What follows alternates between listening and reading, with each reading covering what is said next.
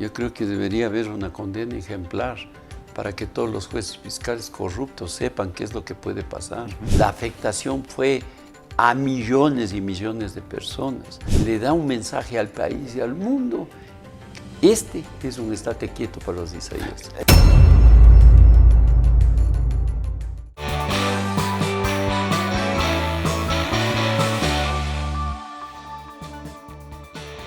En los años 1997, 98, 99, nuestro país inicia un proceso realmente lamentable dentro del aspecto financiero que se genera finalmente ya en el año 2000 en lo que significó una quiebra de los bancos en nuestro medio y que también significó la quiebra del Filambanco. Hace pocos días la Corte Constitucional emite una sentencia en la cual dictamina que todo lo que se ha actuado en torno a este tema del Filambanco es de nulidad absoluta, que las cosas estuvieron mal concebidas, los jueces que estaban inmersos en ese tema, porque hay jueces de la justicia ecuatoriana que determinaron que ante esta quiebra y ante la situación de Filambanco que se dio en el país, ellos no tenían ninguna responsabilidad y más bien había que entregarles y devolverles todos sus bienes. Eso es lo que dictaminó la justicia ecuatoriana. Pero la Corte Constitucional dijo que no. ¿Qué es lo que significa esta sentencia en este caso, en el caso Filambanco? En este programa vamos a conversar con el ingeniero Óscar Ayerbe, importante analista y expresidente de la Junta Nacional de Acreedores de Filambanco, con quien estamos ya en el estudio. No olviden ustedes que estamos en las plataformas de Global Opinion, en nuestro canal de YouTube. Usted se suscribe, nos ayuda con sus likes y los comentarios también son importantes. Asimismo, las redes sociales de Global Opinion lo mantienen a usted informado de la coyuntura informativa nacional e internacional, resúmenes informativos que también son importantes para que usted siga el contexto noticioso en el ámbito internacional y local. El programa llega gracias al apoyo de... Conoce, siente y valora. Cultura Metro. Autorización número 3005. CNE, Elecciones Generales 2025. Kubiek, más que un buen acero. Thunder Mammoth, más fuerte, más versátil, más eficiente. Gracias, ingeniero, por estar presente en este programa. Cuéntenos un poquito cómo fue este tema de Filambanco, cómo incidió directamente en lo que fue la crisis financiera que vivió nuestro país en el año 2000.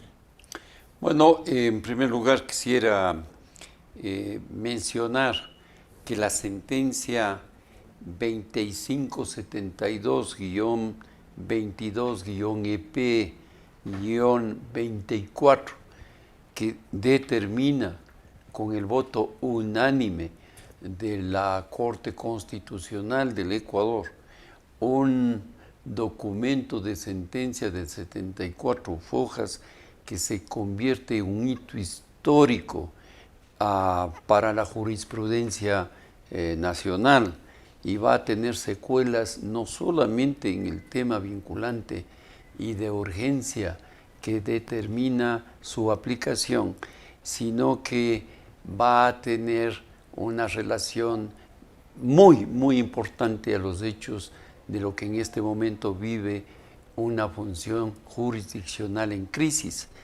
Este tema determina con claridad que los dos juicios que permitieron que el juez Lituma tome la decisión por sí y ante sí, arrogándose funciones de una acción de protección de sí mismo, mediante la cual decide devolver todos los bienes de Filambanco a los hermanos de Isaías y además deja la puerta abierta para cualquier reclamo adicional. Ese contundente pronunciamiento implicó, por tanto, que entidades como Inmobiliar pueda actuar en beneficio de los Isaías y adicionalmente la apelación correspondiente determinó que en la Corte Provincial Penal del Guayas los jueces ratifiquen esta sentencia de primera instancia y por lo tanto El juez, ¿Qué jueces fueron de la Corte del Guayas en este caso? Sí, los que ratificaron lo del ITUMA. Adolfo Gaibor y Carlos González Abad, que ratifican esta sentencia y por lo tanto empieza de inmediato a devolverse los bienes. Pero aquí, como se ha dicho, hay una larga historia, Osvaldo, que el país debe recordar para medir la magnitud de esta sentencia que el día martes pasado se ha ejecutado. Ya, pero en este caso, lo que determina la Corte Constitucional es que se frena todo esto, que es inconstitucional, que es ilegal entonces, que no se les puede devolver a los isaías lo que ellos estaban reclamando.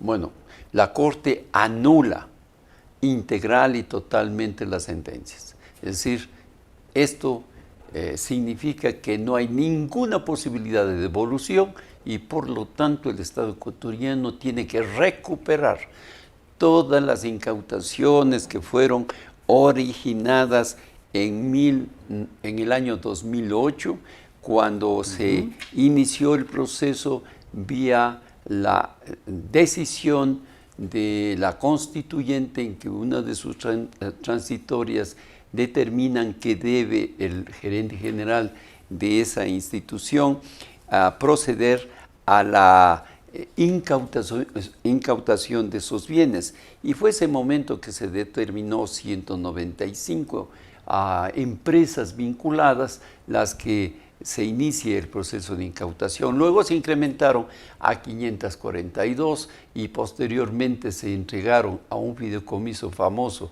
No Más Impunidad, claro. Que es irónico, ya que sus administradores y liquidadores en el 95% de los casos terminaron quebrando esas empresas y robándose los activos que allí había.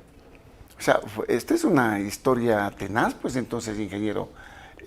A más de que se perjudicó, ¿a cuánta gente más o menos se perjudicó en este caso con la quiebra del Filambanco? El Filambanco entra en una crisis profunda e irreversible en su primera quiebra, con deudas superiores a los 650 millones al Banco Central del Ecuador y por tanto, una vez que Roberto Isaías se percata que era imposible pagar esa deuda, toma la decisión de elaborar una ley en sus propias oficinas para la creación de la AGD. El 2 de diciembre de 1998 se aprueba la ley en el Congreso Nacional y al día siguiente se entrega por un sucre Filambanco a la AGD. Posteriormente se planifica en debida forma, y me refiero, planifica hasta de una manera diabólica, la fusión de la previsora con el Filambanco. Claro. Y ahí se perdieron miles de millones de dólares, pero además se ocultaron fideicomisos estratégicos que tenían bienes importantes que nunca fueron puestos a nombre de Filambanco. Y el 17 de julio de 2001 quiebra por segunda vez Filambanco y ahí sí fue el acabose. Fue definitiva, ¿no? Ahí fue el acabose. En ese aspecto. Pero, ¿qué es lo que reclamaban los Isaías para que en este caso se les haya, a través de estas sentencias de estos jueces que ahora están siendo cuestionados? Porque la sentencia de la Corte es muy decidora, ¿no? Tienen que seguirles investigando por prevaricato, por circunstancias que son realmente ya inclusive van en el ámbito penal, ingeniero Ayerbe. La sentencia es contundente y establece que los jueces que intervinieron en este caso cometieron un gravísimo delito de error inexcusable, de tal manera que siendo el más alto organismo jurisdiccional del país dispone que el Consejo de la Judicatura de manera inmediata actúe para que destituyan a estos jueces y además envía la documentación sustentada a la Fiscal General del Estado, Diana Salazar, y determina que deben ser investigados de inmediato por prevaricato, es decir, con la prueba contundente que se tiene irán a la cárcel. Más aún, es un mensaje para todo el sistema judicial. Jueces y fiscales que han pensado en el pasado, como ya hemos visto, que no solamente es suficiente la corrupción económica, es decir, Quien paga más es el que tiene el resultado favorable a los intereses del corrupto, sino que además la justicia en la actualidad, en los casos Metástasis, La Purga y otros, demuestra que se ha ampliado a otros escenarios realmente complejos y fatales en la narcojusticia, en la narcopolítica, en la narcocontaminación de las instituciones del Estado. Ahora, estos jueces de la judicatura tendrá que sacarlos inmediatamente o deberán tener un proceso, ¿no? Bueno, al respecto, o la decisión de la Corte es mandatoria en este caso. Mandatoria, vinculante y de aplicación inmediata, de tal manera que ahí no hay duda. Es tan sustentado, tan bien motivado constitucional y jurídicamente las 74 hojas que determinan esta sentencia, que no hay ninguna posibilidad, siendo última instancia, que alguien pueda argumentar ningún otro escenario que no sea que se cumpla. Cuando se hace la apelación y se presenta en la instancia que correspondía y luego se presenta el recurso extraordinario de protección por parte del Procurador General del Estado, Íñigo Salvador, el requerimiento es tan bien sustentado que la Corte Constitucional además agrega otros contundentes componentes de ese porte de derecho constitucional y legal para tener esta sentencia, y por tanto es una alerta que casos como el 30S, por ejemplo, que hemos ganado 196 juicios penales, en todas las sentencias de inocentes de 1 a 12 años de prisión, se determinan sus sentencias ratificando su inocencia, pero en ninguno se determina o se establece que se investigue a jueces y fiscales que fueron responsables de este atropello a los derechos humanos en contra del debido proceso y de la protección de derechos, porque entre bomberos no se pisan las mangueras, tampoco entre jueces se pisan las mangueras y tampoco entre fiscales se pisan las mangueras. Por tanto, esta sentencia de la Corte Constitucional es una luz en el camino a seguir para el futuro. Esto determina que la incidencia dentro de la justicia ecuatoriana siempre ha estado motivada de esa forma. Han habido intereses económicos y otro tipo de intereses que incidieron en esos temas de Filambanco, ingeniero. Bueno, los jóvenes no deben conocer mucho de este tema, y me refiero a las generaciones de este siglo XXI. Pero en el pasado Roberto Isaías era el máximo poder económico, político, empresarial, financiero que tenía el país. Estaba involucrado en todo, en la actividad económica, social y política. Controlaba las instancias de control, determinaba con sus capacidades de medios de comunicación sus apoyos políticos para elegir o dar resultados. Hay que recordar que en las computadoras de Filambanco, en el data center de esa institución, en julio de 1988, a las 5 de la tarde, Roberto Isaías proclamó presidente a Yamil Mahuad y le robaron la elección a Álvaro Noboa. Así de poderoso era él.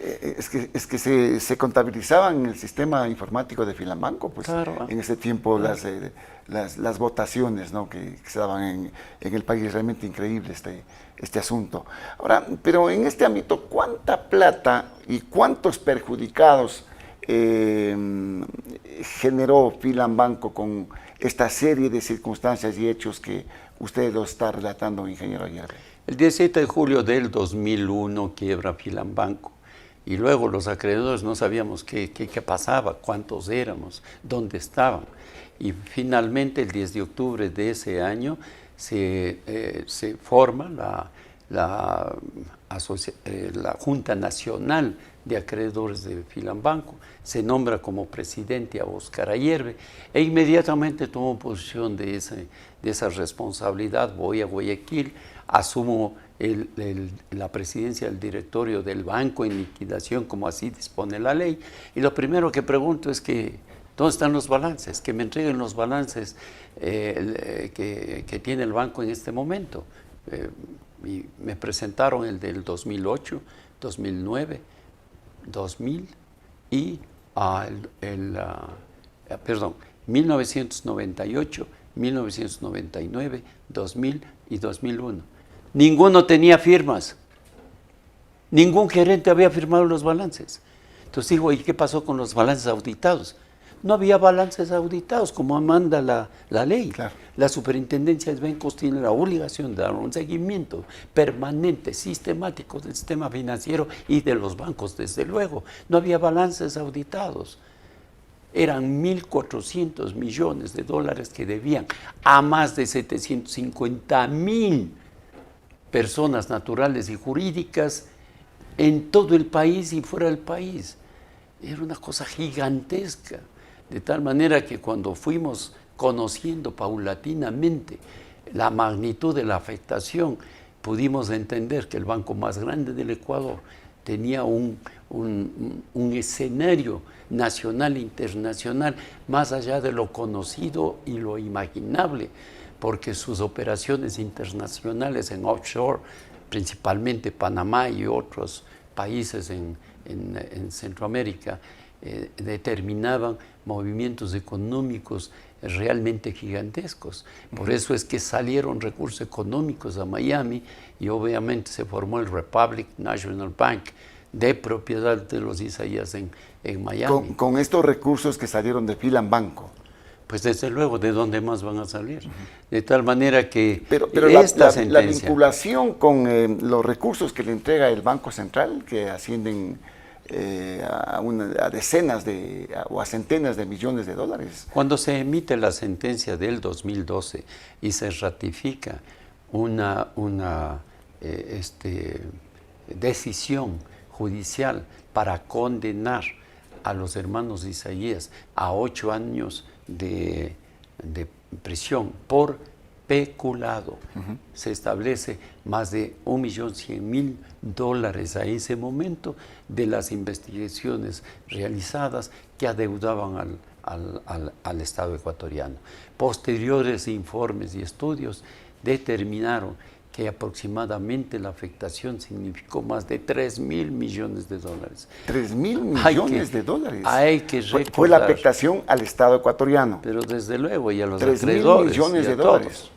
Hay que recordar que en la crisis financiera de 1999, 8 de marzo, cuando 22 bancos quiebran, todos ellos corruptos, la gran mayoría de ellos como Aspiazo, habían financiado la campaña de Yamil Maguad en el 94 y en el 98, siendo Óscar Aguirre concejal de Quito, denunció esos procesos y estuvo muy involucrado en esa investigación de 1998 a 1999, hasta que finalmente Yamil Maguad sale del país. En ese contexto y escenario, varios de los financistas, banqueros corruptos, algunos de ellos terminaron en la cárcel y muchos de los documentos de sustento de multimillonarios aportes electorales pudo hacerse evidente con prueba plena. De tal manera que este proceso de corrupción al interior de los sistemas financieros que implicaron decisiones para determinar quién ganaba o perdía las elecciones en el país, fue uno de los procesos que significó finalmente que se determine más de 10.000 millones de pérdidas en estas circunstancias de la crisis financiera. ¿No? Filambanco, más de 3.000 millones. El resto, los 7.000 que estamos hablando, suman 10.000. No, 10.000 adicionales. 10.000 adicionales, entonces son 13.000 millones en este caso. Aproximadamente. Pero, ¿cómo se entiende? Los Isaías, en este caso, lograron un recurso favorable en organismos internacionales. Bueno, hubo que les sirvió inclusive para poder litigar acá en el país para su inocencia después de que fueron condenados por peculado. Hay que recordar que ellos tenían pues todos los recursos necesarios para poder operar defensas nacionales e internacionales del más alto nivel.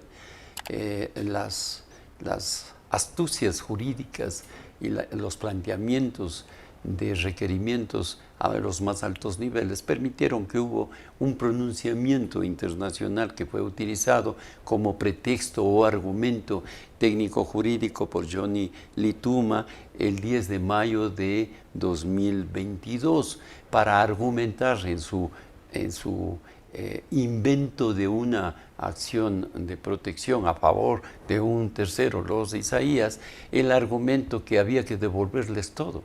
Pero cuando uno lee detenidamente la sentencia de la Corte Constitucional con 9 votos de 9, es decir, unánime, es impresionantemente contundente el pronunciamiento, que el tema de los argumentos internacionales nada tenían que sustentar, nada tenían que ver y por lo tanto fueron absoluta y totalmente desechados. Estos jueces que deberán ser investigados, ¿deberán estar en la cárcel, ingeniero? No solo en la cárcel. Yo creo que debería haber una condena ejemplar para que todos los jueces fiscales corruptos sepan qué es lo que puede pasar.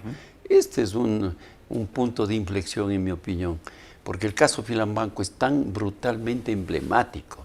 La afectación fue a millones y millones de personas. Hay que recordar que era el único banco que existía en el país, en muchos cantones de la nación, de tal forma que en el austroecuatoriano, por ejemplo, todo el dinero de los migrantes estaba depositado en Filambanco. Muchos murieron, Osvaldo, recordemos eso. El día que quiebra el banco, más del 40% tenían más de 60 años. Más del 80% ya han muerto. Es decir, esta noticia, esta gran noticia para el país, muchos de los afectados ya no lo conocen, se han ido. Pero bueno, sus familiares vivieron las consecuencias. Pero ¿no? claro, porque el país muchos de ellos consecuencias. Jubilados con sus pensiones y tenían ahí depositados sus dineros para que puedan producir, que lamentablemente se vieron engañados y se vieron perjudicados. Ahora, la sentencia, ¿qué determina? ¿Que se para todo? Ya no se les entrega nada a los Isaías en ese aspecto. No, Ellos se para. Ellos volvían por el vuelto y toda esa cuestión. No es que se para. Se anula todo. ¿Ya? Es decir, ya no existe. Ya no existe sentencia del Lituma. Desde el inicio. Pero desde el inicio. Es decir, esto es un proceso que le pone al Estado ecuatoriano. Ellos ya estaban recuperando claro. algunos bienes. Bueno, algunas empresas que quebraron, como usted dijo, con este fideicomiso nomás de impunidad, que fueron y quebraron y se robaron prácticamente mucho de estas empresas. Pero lo que quedó... Hay que recordar que 3 días antes que Guillermo Lasso, su amigo personal, Roberto Isaías, banqueros entre ellos, se da una sentencia en un tribunal penal en favor de los Isaías, con un recurso extraordinario de revisión, inaudito, imposible de imaginarse. Jorge Zavala Egas maneja este tema de una manera que, mirando las cosas de fondo, y si se ve el voto salvado y sus argumentos de Rodríguez, es absolutamente claro que era una estrategia manejada. Y por lo tanto, el momento que es declarado inocente, Óscar Aguirre, en representación de los acreedores, emite sus pronunciamientos, sus criterios de oposición, y como respuesta inmediata, lo que yo dije pasó. Dejaron la puerta abierta para que devuelvan los bienes. Pasaría un mes que Roberto Isaías, a través de Jorge Zavala Egas, su procurador, presenta una demanda de más de $2.000 millones. Así fue. Fue una cosa impresionante. Y además nos advirtió a todos que esto es solo el comienzo. De lo que calificábamos que era el vuelto, ¿no? Este era un gran vuelto. Era un vuelto gigantesco. De tal forma que en ese contexto entonces nosotros sabíamos, yo sabía perfectamente que lo que hizo Lituma era algo que iba a suceder y que tenían tal capacidad y tal poder y tal influencia, ¿no?, que era prácticamente inevitable, que era necesario la participación de un Estado, la participación de un gobierno y la participación de instituciones que finalmente en algún momento se frene esto. Y ahora llegó el día. ¿Con quiénes? Con la Corte Constitucional, que en pleno le da un mensaje al país y al mundo. Este es un estate quieto para los israelíes. ¿Qué va a pasar en este ámbito con todos estos bienes? En la parte penal no tiene incidencia respecto a la declaratoria de inocencia en el ámbito del peculado. No, en esta no, porque trata un tema jurídico totalmente distinto. Son las sentencias, la una en primera instancia y la otra ratificando la decisión del juez Lituma, que ratifica su decisión y no acepta las apelaciones de la Procuraduría General del Estado, Banco Central y otras instituciones. Pero la Corte Constitucional, en el requerimiento de la acción extraordinaria de protección que presenta el Procurador General del Estado, es que existe un pronunciamiento totalmente claro, contundente, motivado a extremos, de tal manera que mi opinión se convierte en irrefutable. Error inexcusable por una parte, Consejo de la Judicatura debe actuar de inmediato, no necesita prueba de nada, ya está ahí todo, no necesita activar realmente a sus entidades o direcciones disciplinarias, simplemente acatar la disposición del máximo Tribunal de Justicia del país y la Fiscal General del Estado, obviamente respetando derechos, respetando debido proceso. Investigar, Tiene ¿no? ya una guía contundente. Investigar. Prevaricato. Habrá que investigarlos por todo lado, pues allá. No, y a ellos y a otros. Por eso. Y a ellos y a otros. A todos los agenciosos que iban devolviendo todo, ¿no? Y a todos los agenciosos que están partícipes de todo esto. La justicia debe ser objeto de una evaluación integral, total. Yo le decía, ¿qué va a suceder, digamos, con estos bienes que ya estaban, porque estaban recuperando ya los bienes prácticamente? ¿Cómo que recuperando? Ya les devolvieron. Por eso, claro. Por eso. ¿Qué va a pasar con ellos? ¿Tienen que devolver nuevamente? Nuevamente regresa todo. Todo de vuelta. Pero, ¿quién va a manejar estos bienes? Bueno, por el momento, una institución que no tiene la confianza del país, en mi opinión, no tiene la mía, que es Inmobiliar. No, y pues. Inmobiliar tendrá que tener otra posición. A veces daba la impresión, y lo vi yo muy de cerca, su manejo tan Displicente. no, implicente.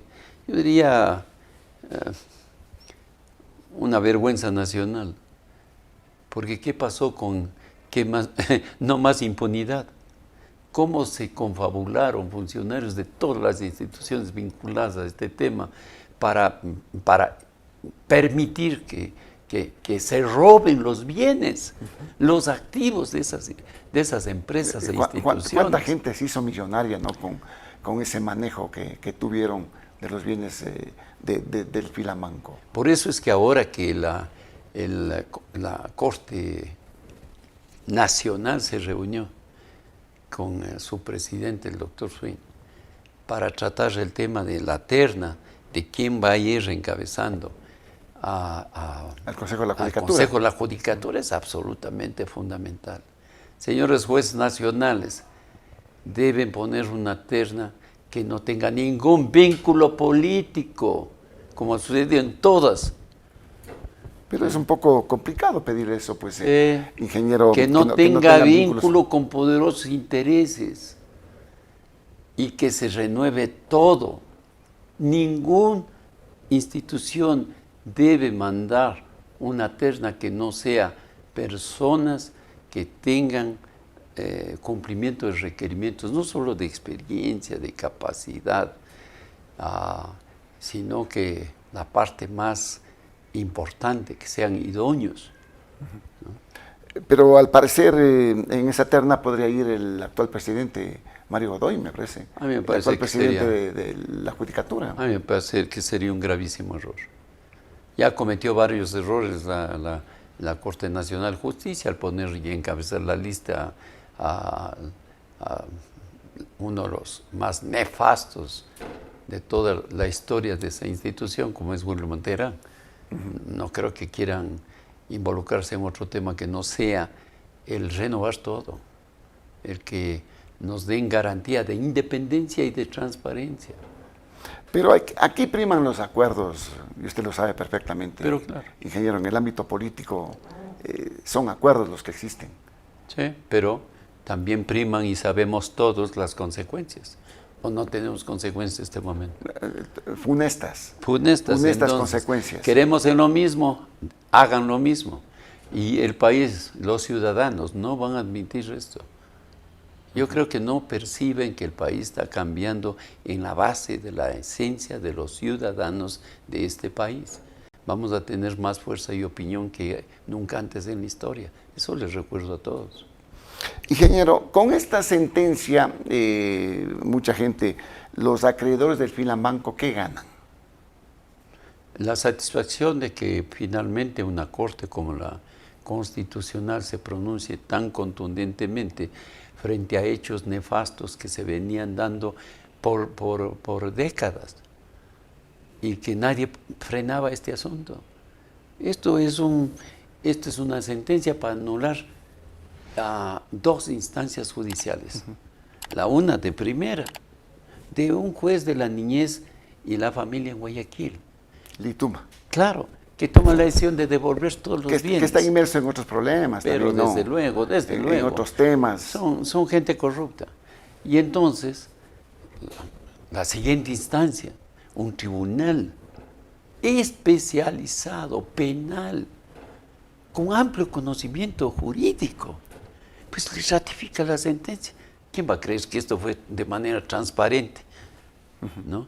Solamente en derecho, en defensa del cumplimiento del debido proceso. No.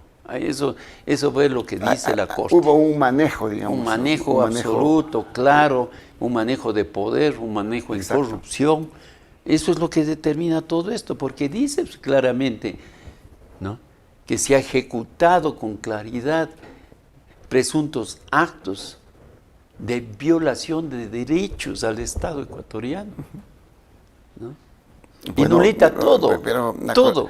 Acordémonos que el abogado era Jorge Zavala, ¿no? Pero bueno, él como profesional. Falleció recién. Yo le conozco. De acuerdo, que él tiene que utilizar los argumentos y lo que le permita la ley, pues en este caso. Conozco a Jorge Zavala muchos años. Pero lo que dice ahí que ha habido violaciones y los jueces. Claro. Yo no voy a juzgar a Jorge Zavala, más aún cuando no está allá. Mis respetos para su familia y para él. Pero un gran jurista que tenía un caso de intereses múltiples y de importantes recursos económicos. Y por lo tanto, él tuvo la capacidad para manejar estos escenarios. Es una realidad objetiva. Yo, sin embargo, creo que independientemente de la capacidad que todos tenemos para nuestra defensa y la capacidad que tenemos todos para poder responder, esta sentencia, en este caso, va mucho más allá de simplemente decirle a Johnny Lituña: usted estuvo equivocado, usted cometió un error inexcusable, usted cometió prevaricato y usted debe ser sancionado. Y todo lo que hizo es nulo. Independientemente de todo eso, aquí hay un mensaje al sistema jurisdiccional. Aquí hay una Corte Nacional. La Corte Constitucional. No, aquí hay una Corte Nacional y más arriba de eso, una Corte Constitucional. Y esta Corte Constitucional manda un mensaje a toda la estructura y les dice: a este juez de primera instancia y a este de segundo nivel, un tribunal provincial del Guayas, serán y deben ser sancionados por estas razones. Pero hay muchos otros casos. Exacto. Hay otros temas. Pero es un antecedente que ya genera un precedente, ¿no? Es un precedente. Que genera un precedente. Vea qué importante que es ir viendo cómo va el desarrollo de estos temas que generaron dolor, que generaron muerte inclusive de mucha gente que estuvo inmersa en el tema de la crisis financiera y fundamentalmente de Filambanco. Veamos cómo reacciona también no sé, los Isaías, cómo van a reaccionar en este caso. ¿Tienen opción a apelar? Siempre, siempre han tenido y siempre tendrán. Y siempre habrá que darles una respuesta. Y por lo tanto, a mí cuando me presentaron una demanda por injurias, yo entendí perfectamente el mensaje, ¿no? Y sé de la enorme capacidad económica y jurídica que tienen para enfrentar a todos, y también a Óscar Ayerbe. De tal manera que yo tuve una clarísima enfrentamiento y confrontación desde los 90 hasta el día de hoy, pero siempre he mantenido yo una posición seria, firme en los temas que hemos manejado, con documentos y con respaldos y con la representatividad que correspondía. Al menos no se van a llevar 2.000 o 3.000 millones. No, ya no, pues ya, ¿quién les va a dar? ¿Quién se va a atrever a hacer lo contrario en este momento? ¿Qué dice la sentencia de la Corte? ¿No? ¿De dónde va a aparecer otro Johnny Lituma en el Ecuador? ¿Cómo? Es imposible. Ya no, porque ya es, me parece que es última ya esto instancia, se acaba, ¿no? Además los años van pasando y todos nos iremos. Ya esto se acaba. Lo del futuro, lo de los jóvenes, lo que viene, el enfrentar la corrupción, el narcotráfico, la narcopolítica, es lo que hay que ver para dejar sentado precedentes como estos a futuro, para que tanto el Consejo de Participación Ciudadana y otras instancias del Estado cumplan, no lo que pasa en el Consejo Nacional Electoral, se sientan, se amarran, se atornillan y no hay nadie que les diga, oiga, están ilegalmente sentados ahí. ¿Por qué no quieren? Pues el poder político no los quiere mover en este caso. Claro. Ingeniero, seguiremos conversando de estos temas. Con Lo todo importante gusto. es seguir haciendo este tipo de iniciativas y acciones como la que está haciendo usted a todo nivel. Por ahora, muchísimas gracias. Muy amable. Gracias a todos. Gracias al ingeniero Óscar Ayerbe, importante analista, expresidente de la Junta Nacional de Acreedores de Filamanco, que nos da a conocer, nos contó cuál era la situación del Filamanco y cómo quebró y qué es lo que significó la quiebra de este banco y lo que significa también la sentencia de la Corte Constitucional. No olviden ustedes que estamos en las plataformas de Global Opinion, en nuestro canal de YouTube. Nos ayuda mucho suscribiéndose al canal. Los comentarios y los likes también son importantes. En las redes sociales, en Facebook, en Instagram, en TikTok, en X, antes Twitter, va a encontrar usted resúmenes informativos y el contexto diario de la coyuntura noticiosa que pasa en nuestro país. Síganos en las redes sociales de Global Opinion. El programa llegó gracias al apoyo de... Conoce, siente y valora. Cultura Metro. Autorización número 3005. CNE, Elecciones Generales 2025. Kubiek, más que un buen acero. Thunder Mammoth. Más fuerte, más versátil, más eficiente. Gracias por la sintonía. Recuerde que estamos por nuestro canal de YouTube de lunes a viernes a partir de las 19 horas. Comparta este programa y dele likes. Volveremos en las próximas horas con nuevos invitados y nuevos temas. Soy Osvaldo Morochón Pudia y nos veremos muy pronto.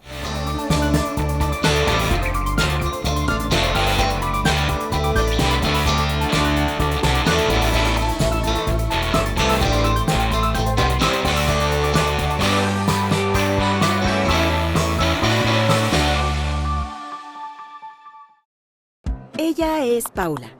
Él es Felipe. Han sido amigos desde el kinder. Y hoy es su primera cita. O era. Porque Felipe se olvidó que puede evitar filas y ahorrar tiempo con otros medios de pago. La cédula de identidad, la app del metro. Todo si hubiera abierto la cuenta Ciudad.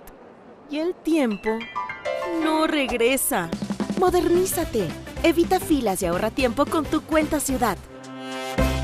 Autorización número 3004. CNE, Elecciones Generales 2025. Kubiek, más que un buen acero. Existimos para acelerar el cambio hacia una construcción sustentable. Somos la primera industria del sector del acero, metalmecánica y productos para la construcción en ser empresa carbono neutro. Te presentamos nuestros productos: edificaciones metálicas, cubiertas de acero, cubiertas fotovoltaicas, tubería de acero, tubería eléctrica, construcción en seco, paneles prefabricados de hormigón alivianado, y encofrados metálicos. Cuvier, más que un buen acero. Él es Baltasar Ushka, el último hielero. Esta es la Thunder Mammoth M2, el primer motocarro de carga. ¿En qué se parecen estos dos personajes del Andes ecuatoriano? Que nacieron para ser los fuertes del trabajo pesado. Una potente herramienta de trabajo con amplio espacio de carga. Thunder Mammoth M2. Fabricados para durar, diseñados para ahorrar.